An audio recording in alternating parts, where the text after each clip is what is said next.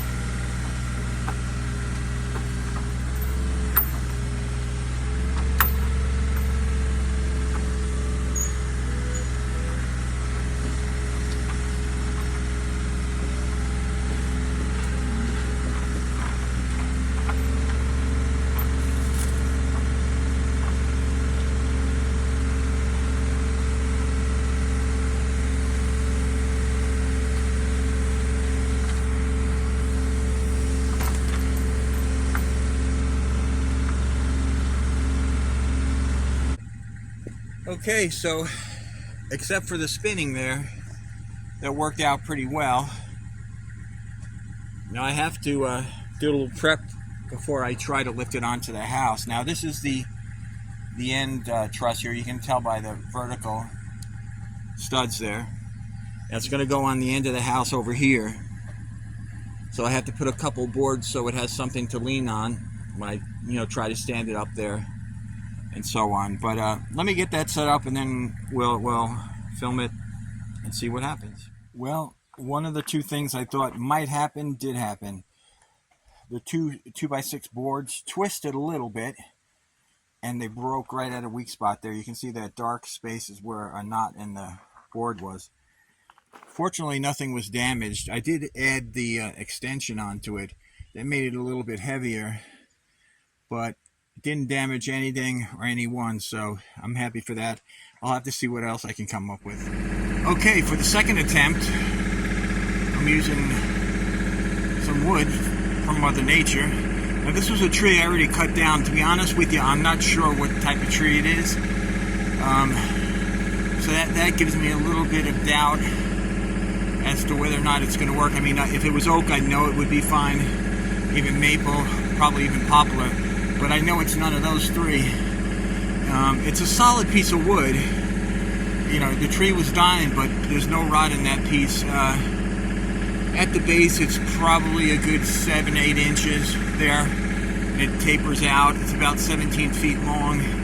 It does pick that up, which is what snapped the two 2x6s. Now, I think if I had prepared a little better, that might have worked. Like I said, what happened is they twisted a little to the side, and of course they don't have any real strength that way, and it just snapped it right off. But nothing was damaged. The truss was maybe 6 inches off the ground when it happened, so we'll see how this goes. I'll put a little extra weight on this one, you know, bounce it up and down a little, because if it breaks, I want it to break here, where nothing bad is going to happen. But we'll see how it goes. I have a little more work to do before I attempt to put it up. When I'm ready to put it up, I'll turn on the camera. Well, we just had some weather come through. It's blowing pretty good there for 45 minutes or so. I'm actually kind of glad it dropped the temperature by about 20 degrees. It feels real nice out now, although it's still drizzling. I'm going to go ahead and see if I can get this first section up here with my improvised boom. We get the camera set up and then we'll give it a shot.